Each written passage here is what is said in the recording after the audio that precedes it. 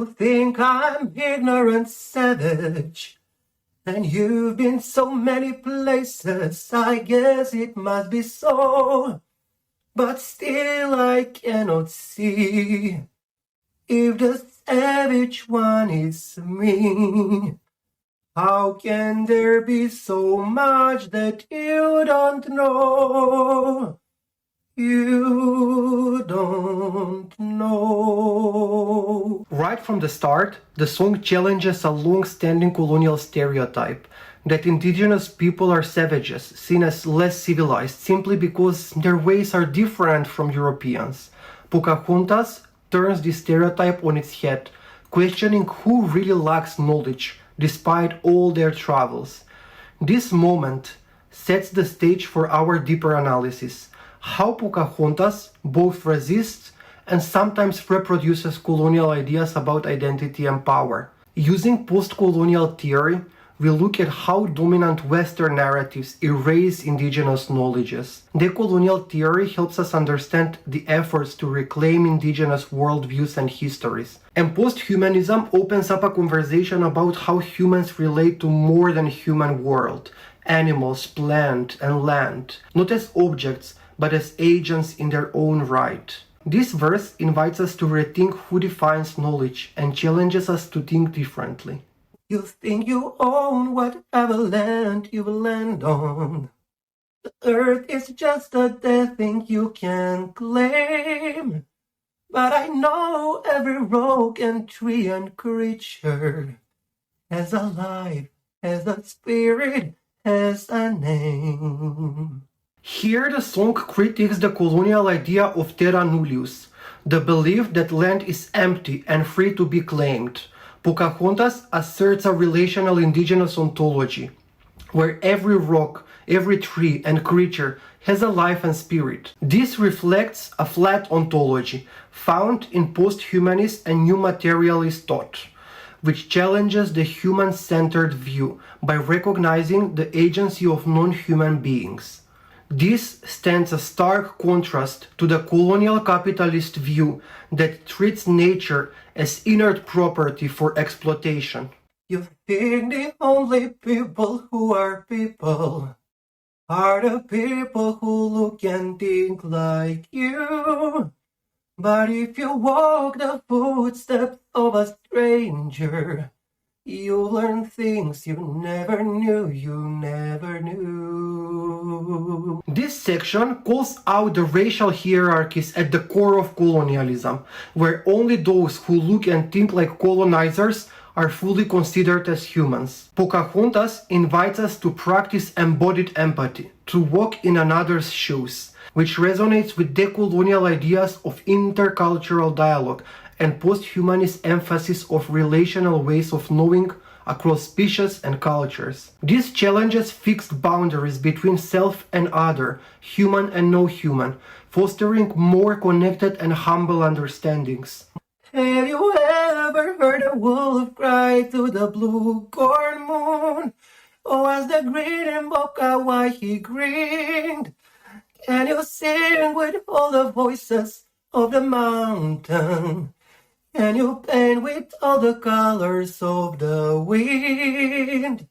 Can you paint with all the colors of the wind?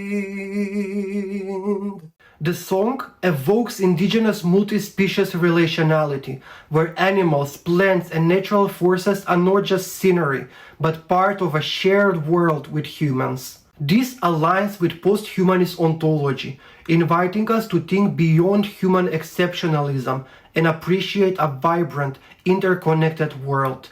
However, as postcolonial critique warns, Disney's framing sometimes exoticizes or aestheticizes these relationships, which can limit their political and spiritual significance. Come run the hidden pine trails of the forest. Come taste the sun-sweet berries of the earth. Come rolling all the riches all around you, and for once never wonder what they're worth.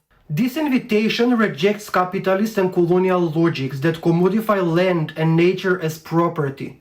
Instead, it promotes embodied, sensorial experience and a decolonial ethic of abundance and reciprocity, valuing richness beyond market worth.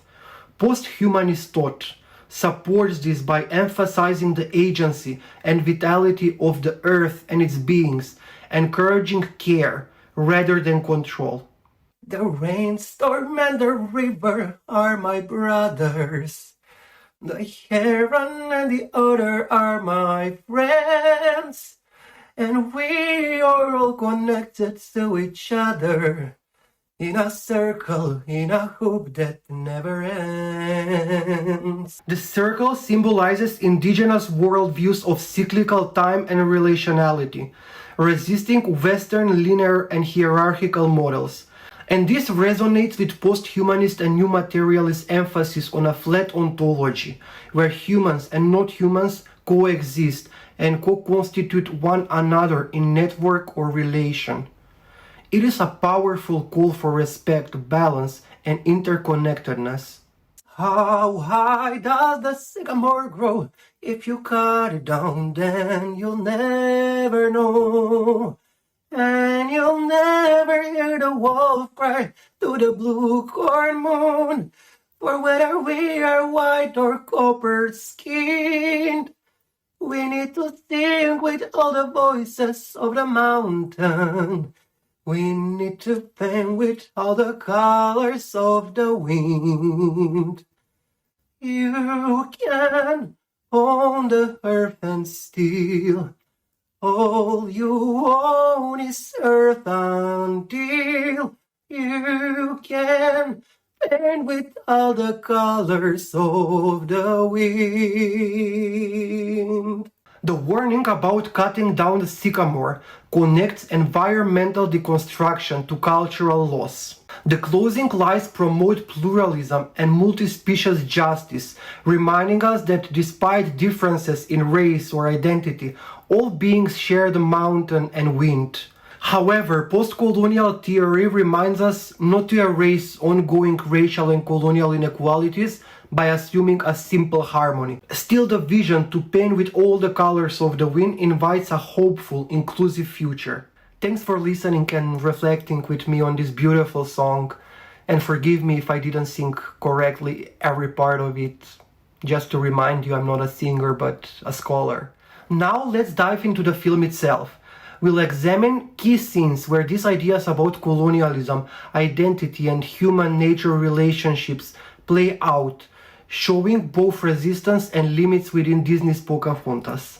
The film opens with beautiful images of forests, rivers, and animals living together in harmony. This echoes the colonial myth of pristine wildness, the idea that the land was empty before European arrival, and the noble savage stereotype that simplifies indigenous people as innocent and timeless. Postcolonial theory shows how this erases real indigenous histories and cultures. Posthumanism notes the natural world is depicted as alive, but often as background, limiting its active role in the story.